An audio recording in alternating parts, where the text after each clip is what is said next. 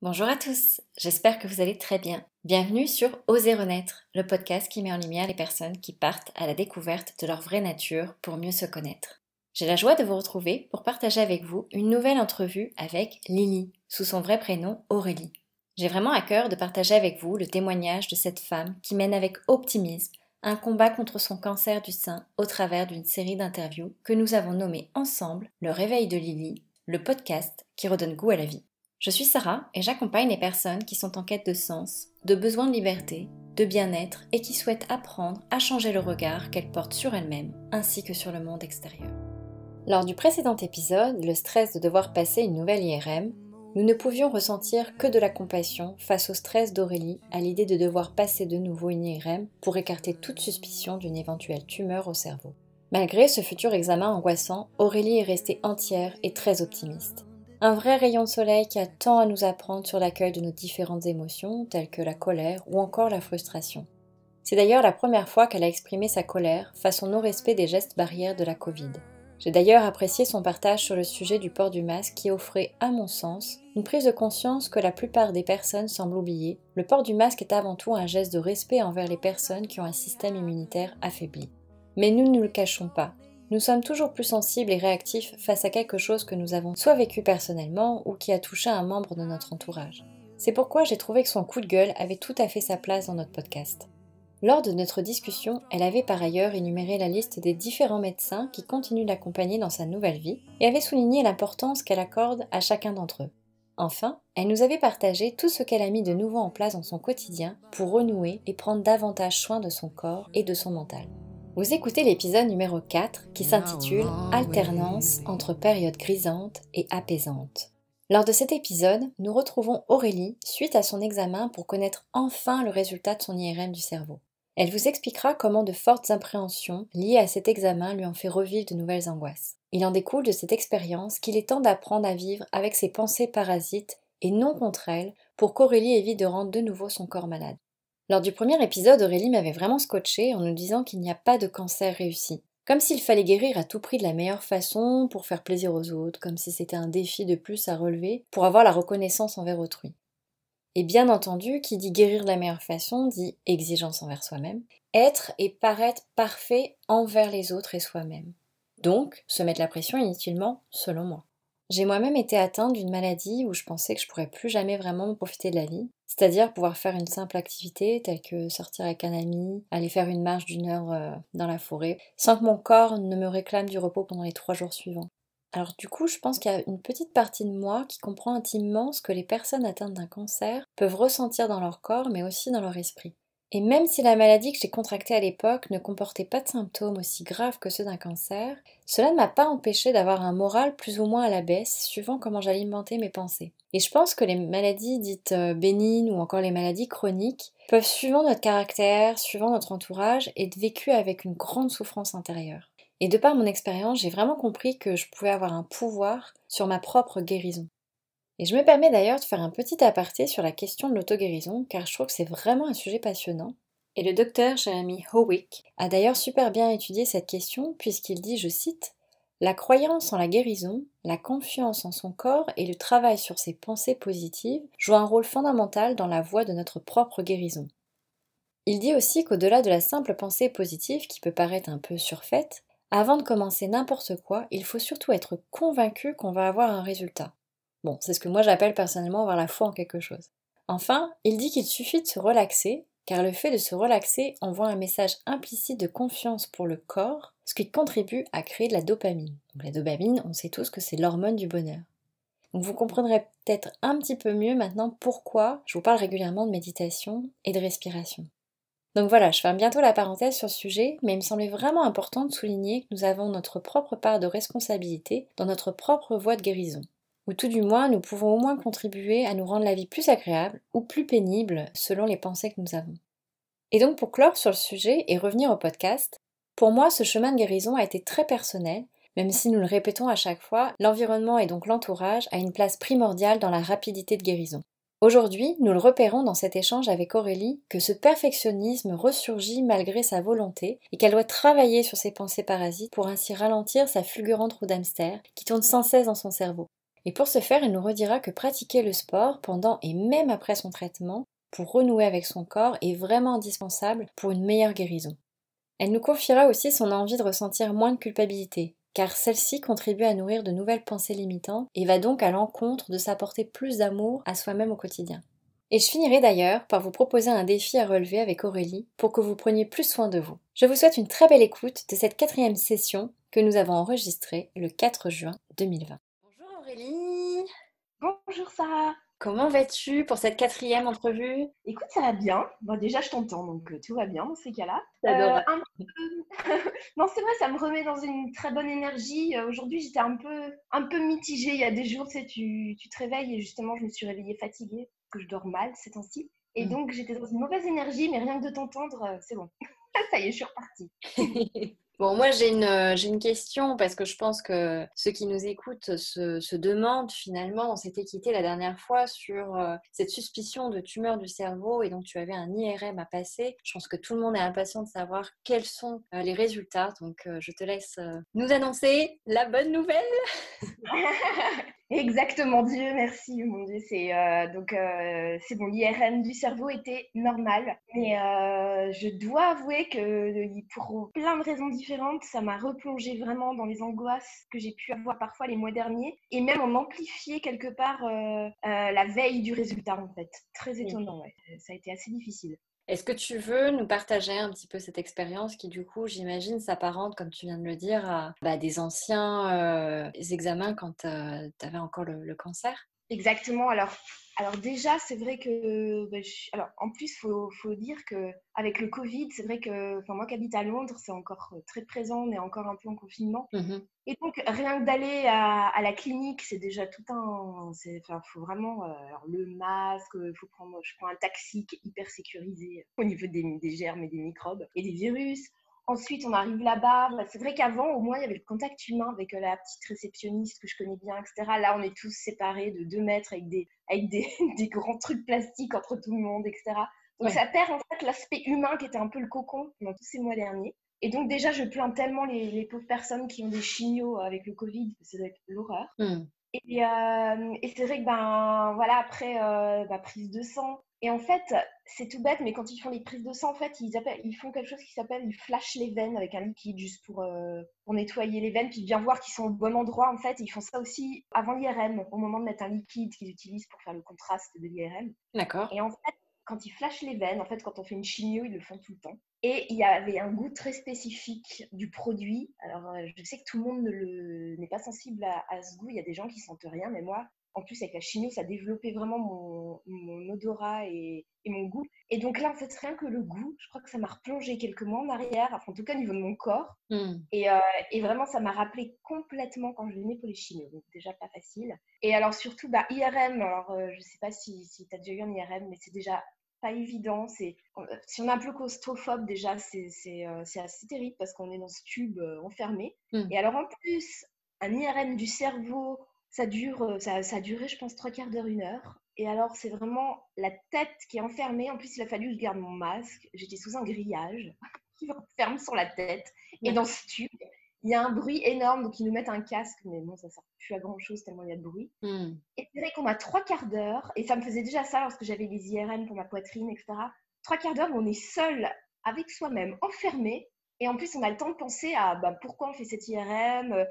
On sent la machine qui passe et qui repasse au niveau du cerveau, et je me disais, mon Tu dois Dieu. avoir l'impression que ça dure une éternité. Et 3/4 d'heure, c'est super long. C'est terrible, et puis surtout, on a le temps de s'imaginer, mon Dieu, ça se trouve là, ils sont en train de voir maintenant, là, dans nos cerveaux, il y a quelque chose, et le technicien, quand il va finir mon IRM, il va pas oser me regarder dans les yeux. Alors après, Hmm. aussi, je surinterprète chaque façon qu'ils ont de me parler après les IRM, genre, est-ce qu'il avait l'air genre de me prendre en pitié ou pas et ce qui est complètement ridicule, parce que de toute façon, en Angleterre, en tout cas, ils n'ont pas le droit de donner les résultats. Donc J'avais voilà. posé la question. Oui, il n'y a personne qui te parle finalement pendant que tu fais tout l'examen. Pendant 3/4 d'heure, tu n'entends rien du tout. Alors, t'entends la machine de l'IRM, mais non, personne. Alors, ils peuvent te parler dans les oreilles, mais t'entends tellement rien qu'ils ne le font pas. Donc, Oui. non, non. Hmm. T'as juste un bouton, en fait, dans ta main, au cas où t'as un problème, et puis que ça puisse arrêter le truc, mais non.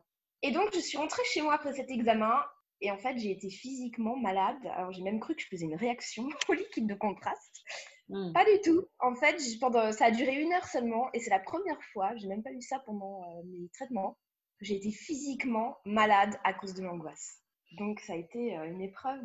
Ouais, je pense que c'est aussi parce que je pense que le corps a une mémoire quelque part. C'est-à-dire que Mmh. même si mentalement je me disais, bah voilà, la chimio, je l'ai eu, c'est digéré entre guillemets, bien sûr, c'est encore très frais, mais Oui. et en fait, je pense que ça remet en 1 seconde, ça remet le corps dans un état et ça lui rappelle tellement de choses que pour le coup, il sécrète quelque chose très On en différent. avait parlé, ça, de l'avant, de l'angoisse et de justement toutes les réactions que le corps t'a redonnées finalement. Et je t'avais dit, mais est-ce que finalement, c'est pas juste du stress qui te provoque toutes ces réactions post-examen et du coup, bah, ça s'est avéré quelque part vrai, puisqu'il y avait pas, enfin, il y avait une bonne nouvelle à l'issue de cet examen-là. Donc, c'est incroyable de voir comment finalement notre corps est un messager et en même temps à quel point on a une influence sur lui. Inconsciemment Euh, aussi, mais C'est vrai que je pense que les médecins veulent déjà éliminer, c'est ce qu'ils m'ont dit, bah, le risque le pire. Et après, en fait, ils ont quand même fait une petite investigation et en fait, je crois que les étourdissements, en fait, et même peut-être les petits maux de tête venaient de mes oreilles qui étaient bouchées.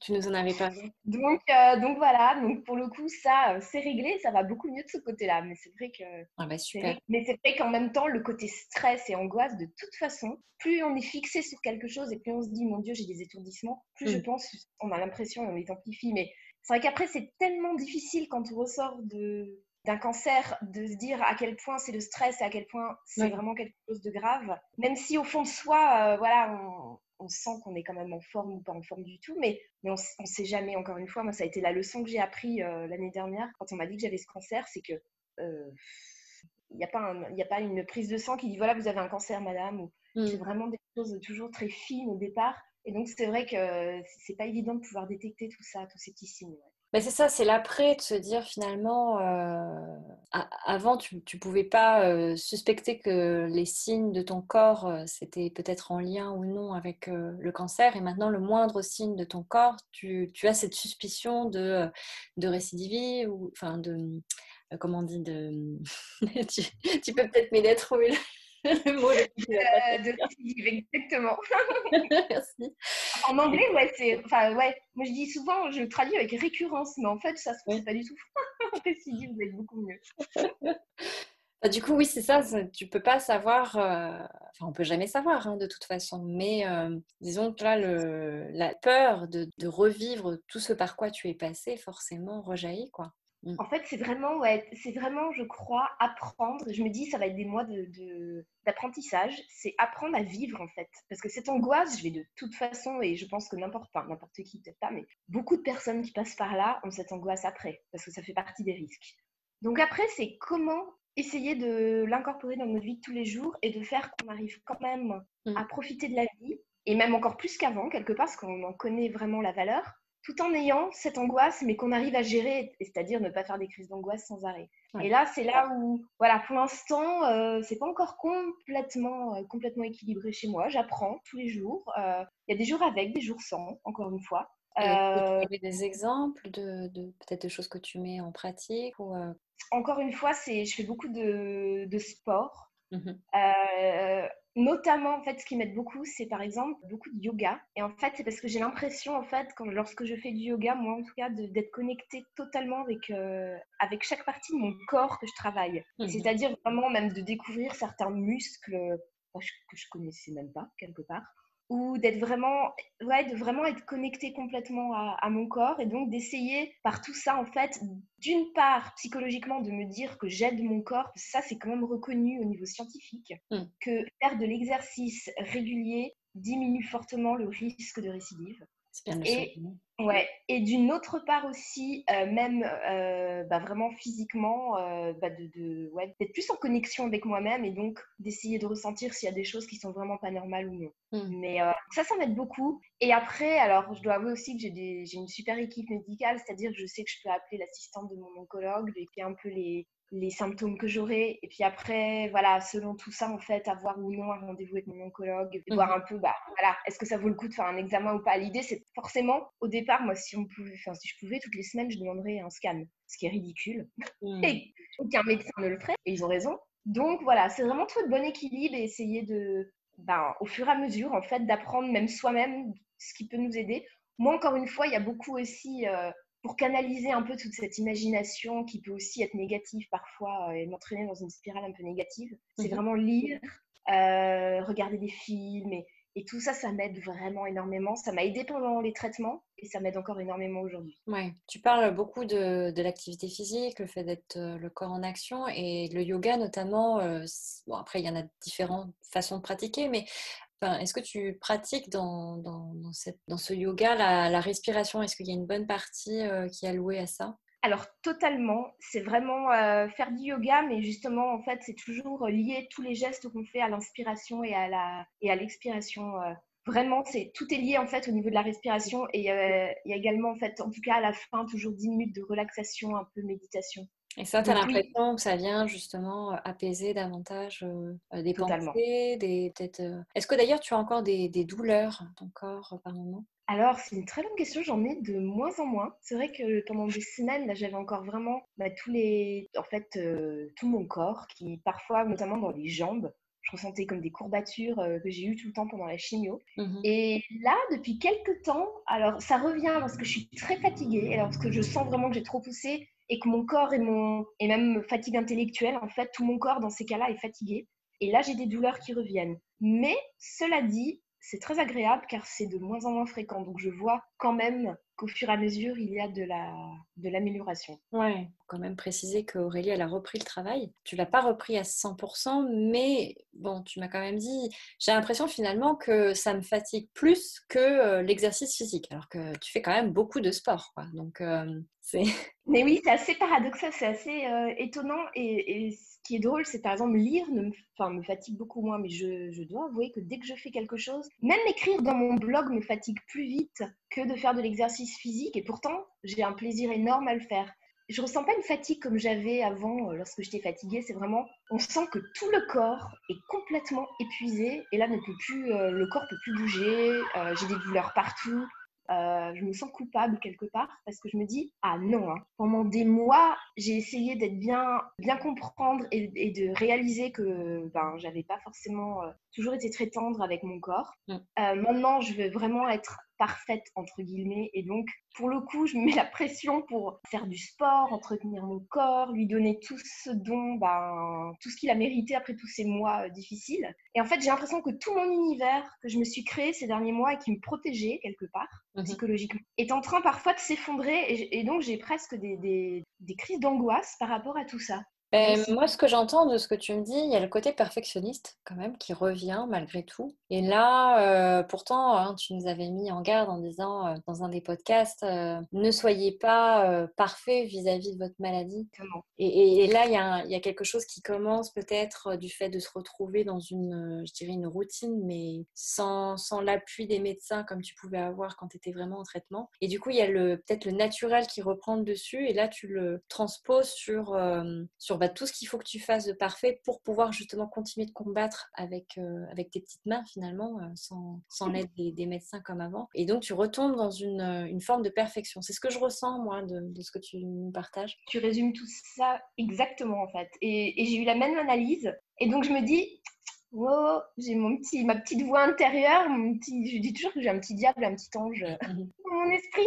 Et il y a le petit ange qui dit, wow, là, non, non, ça va pas du tout, parce que en effet, t'as retransposé ce qui n'allait pas dans autre chose, et c'est pas mieux, parce que ça met de la pression de toute façon. Donc, pour ça que, voilà, au moins, c'est tout un travail, et j'en suis consciente, donc je me dis, je vais pouvoir m'améliorer. Alors Ça, moi, je me j'adore donner des challenges, hein, comme tu étais au courant dans mes accompagnements. Est-ce que tu serais prête à t'engager, entre guillemets, c'est un petit jeu aussi, mais de poser peut-être un engagement vis-à-vis de toi-même pour être plus dans la douceur et moins dans le perfectionnisme. Quelque chose de concret que tu pourrais mettre en place ou dans ton quotidien voilà, pour t'alléger un petit peu la vie et puis voir si tu arrives. On pourra en reparler dans le prochain podcast, voir est-ce que c'est si facile que ça finalement de changer une habitude pour se faire du bien. Enfin voilà, je pense que ça peut être intéressant de voir aussi ce qui toi te vient peut-être là maintenant et puis dans un autre podcast, il y aura peut-être autre chose qui sera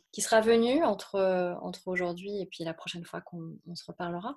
Totalement. Alors moi, j'adore les challenges aussi. Et de toute façon, je suis tellement, mais tellement convaincue que ce sont vraiment des changements que je dois faire pour être bien. Encore une fois, dans ma tête, je me dis, je commence un nouveau chapitre de ma vie. Donc maintenant, l'idée, en fait, c'est d'apprendre et d'essayer de corriger ces erreurs. Donc voilà, après, je ne serai pas parfaite, jamais. Mais cela dit, Ça serait si ennuyant. je suis peut-être parfaite pour moi, voilà, exactement. Je ne serais pas peut-être parfaite de l'image parfaite qu'on imagine pour si ou pour telle autre chose. Cela dit, je veux juste être parfaite pour être bien avec moi-même et pour être beaucoup plus zen. Donc avec grand plaisir, je me dis peut-être que je peux commencer par c'est quelque chose en fait que j'ai déjà commencé depuis quelques mois et même avant ce cancer, mais c'est me poser la question avant de faire les choses. Mais je veux dire par exemple, tout bêtement par exemple, normalement le jeudi soir j'ai un Skype avec un de mes amis en Allemagne, ce qui est un truc que j'adore en plus. Mais aujourd'hui, je suis fatiguée. Eh bien, je me suis dit, tu sais quoi, tu vas lui expliquer, tu vas lui dire qu'aujourd'hui, eh ben non, tu vas pas faire le Skype ce soir parce que tu as envie de te faire un bon film, de te détendre, et c'est comme ça. Et en fait, avant, encore une fois, je culpabilisais de le faire. Et maintenant, au fur et à mesure, je veux réussir de plus en plus à faire ces choses-là, c'est-à-dire les choses qui sont pas vraiment essentielles aujourd'hui, à la minute de faire. Et ben, je pense que c'est vraiment d'exprimer ces choses-là et d'être beaucoup plus douce en fait avec moi-même et mon corps. C'est marrant que tu dises ça aujourd'hui, je dirais en période d'après confinement, parce que j'ai remarqué justement que ça, c'est quelque chose qui a émergé justement suite au confinement. Oui, apparemment, il y a beaucoup de comportements de personnes qui, depuis le confinement, en fait, sont tombées dans une routine en fait où ils ne veulent plus être dans la justification, où ils veulent en fait se retrouver. Il y a cet aspect de finalement, on n'est pas obligé de tout le temps sortir. On n'a pas besoin de se justifier si on ne veut pas forcément aller voir telle ou telle personne. Et c'est vrai que le confinement, j'ai remarqué, a apporté ça chez beaucoup de personnes. Forcément, hein, ce moment où on se retrouve avec soi. Et les gens se rendent compte qu'en fait, ça fait partie d'eux, que ça fait du bien de ne pas toujours courir à droite, à gauche. Et du coup, c'est plutôt chouette que toi, tu aies déjà commencé à mettre ça en place avant tout ça. Et ça fait vraiment, je trouve, écho avec la période qu'on est en train de vivre actuellement. Donc, c'est marrant, t'en parles. Je vais essayer de continuer en tout cas. Franchement, encore une fois, merci beaucoup pour ton ressenti, ton partage. Nous arrivons à la fin de notre entrevue, mais si, comme à chaque fois, tu veux rajouter peut-être un petit mot pour la fin, je te laisse la parole. Encore une fois, je finirai par voilà, justement, essayer de ne pas faire ce que je fais. C'est-à-dire ne pas se mettre la pression toujours. Et encore une fois, j'espère qu'au fur et à mesure des podcasts, j'arriverai à vous dire que voilà, plus les semaines passent et plus en fait je suis zen et ça en fait tous les jours et pas seulement dans les bons jours. Cela dit, ça demande vraiment, vraiment de l'apprentissage selon sa nature et sa personnalité. Je pense qu'il faut aussi respecter sa personnalité. Puis il y a des personnalités qui sont un peu plus perfectionnistes ou angoissées que d'autres. Et c'est comme ça. Le tout, je pense, c'est juste de l'accepter, de le reconnaître. Et après, ça va se faire au fur et à mesure. Bah, c'est très bien pour finir. Moi, j'inviterais même tous les auditeurs et auditrices qui nous écoutent, qui sont en phase, en train de combattre un cancer ou pas forcément. Je pense qu'il y a beaucoup de personnes qui nous écoutent qui n'ont pas forcément de cancer. Qu'est-ce que vous pourriez peut-être soumettre comme idée, peut-être à Aurélie, qui pourrait lui donner envie de mettre dans son quotidien une nouvelle habitude, pour qu'elle se sente encore mieux avec elle, ou si vous voulez nous partager peut-être ce que vous avez changé dans votre quotidien pour prendre un petit peu plus soin de vous, ou encore quelque chose que pareil, vous voulez faire comme Aurélie et vous mettre au défi de vous dire tiens, elle va mettre ça, elle acte ça avec nous aujourd'hui. Qu'est-ce que vous voulez faire aussi dans cette démarche d'être plus dans une quête de respect de vous-même? N'hésitez pas à laisser vos commentaires, ça sera toujours intéressant pour tout le monde. Plus on partage, plus on avance ensemble. Donc, n'hésitez surtout pas à être généreux par rapport à tout ce qui émergera suite à cette écoute. Je te remercie énormément, Aurélie. C'est toujours un plaisir de te voir en direct. Et puis, continue de prendre soin de toi et on a hâte de te retrouver jeudi prochain. Je t'embrasse bien fort et merci à vous pour votre écoute. Merci, Sarah. Je vous remercie pour votre écoute.